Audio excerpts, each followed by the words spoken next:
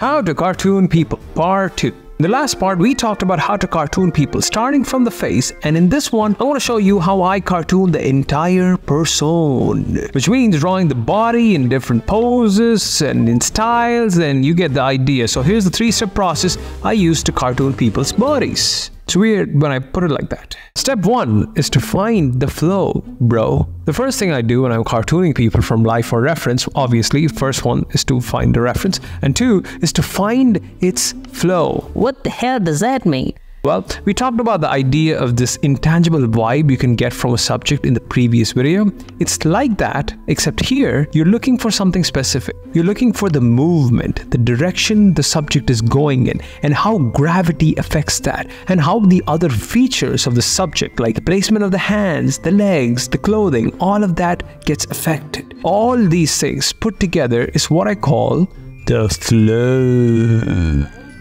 That's pretty dramatic. Some people call it the force. Gesture is a common industry term, but I just call it the flow, bro. You gotta add that bro in the end, you know, just hashtag trademark. So, how do you capture this? This can be simply captured through a simple line of action, of course, something that people often use when drawing stuff. Most people do this. Then what I do is I then look for other key lines that makes up the core movement in the subject. The whole idea is to find the movement, the momentum and the force of the subject using the least number of lines that I possibly can. It's like a spirit. I'm trying to draw a ghost right here.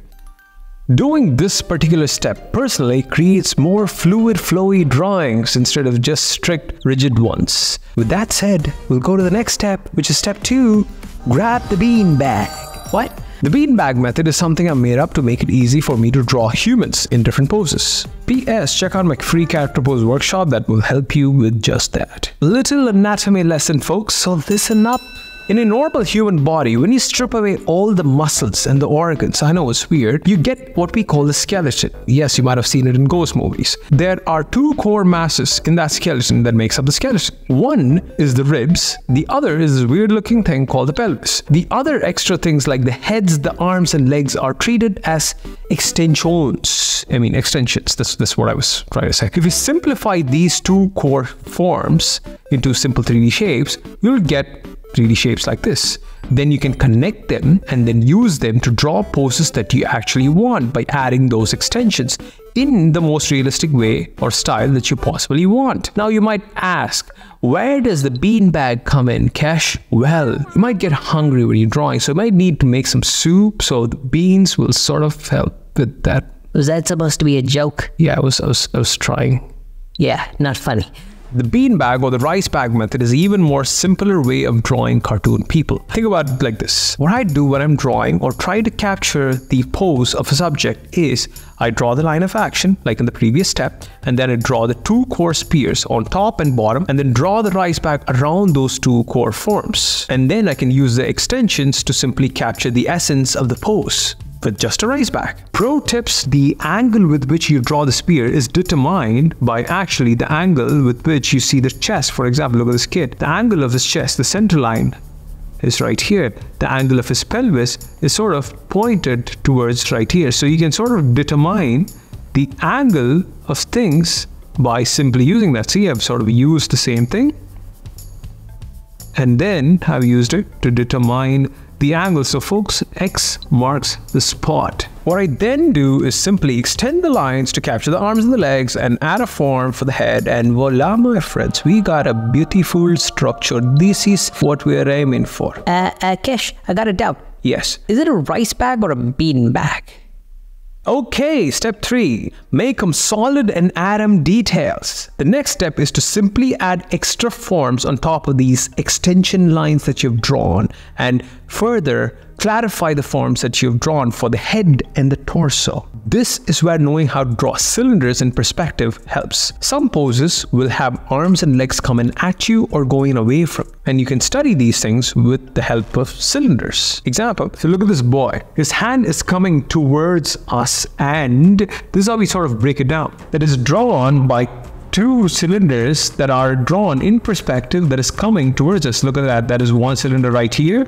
And then there is, let me draw that wrist. And then there is another cylinder right Here, in this example, the hand is actually going away from us, and you do the same thing. You break it down by using two cylinders that are drawn in perspective, but this time they are going away from us. If I extend the cylinder to attach it to the body, we can get this. This is how it sort of is. So, and then the body sort of comes here.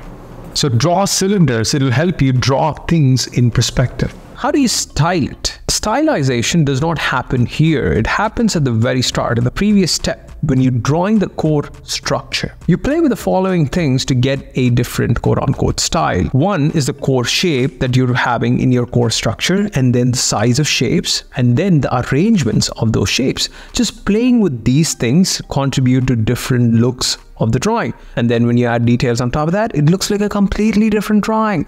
Folks, important note, base sketch is the most important phase of a drawing. The details that you add on top are like cherries on top of a cake. It just adds flavor, but it's not the main cake. This also includes things like the inks and colors. So folksies, focus on the base sketch. Get that try and know that no amount of coloring will help you save your bad drawing. So that's all I do. I use this exact same process to draw cartoon people from life or photographs. I also use this very same process to take random poses from different references and apply it to my own characters. It's fun. Give it a try. Now, if you really want to start applying this, check out this free 90-minute long character pose workshop that I made that helps you put all these things into action in 90 minutes. Or if you want a full-fledged program with 14 actionable guided exercises where you and I sit together and draw along, check out my 14-day cartooning people program. Other than that, stay well, my young folks, and eat your protein. Does beans have protein? No, it does not. It has magic pixie dust from Mars. Oh, okay.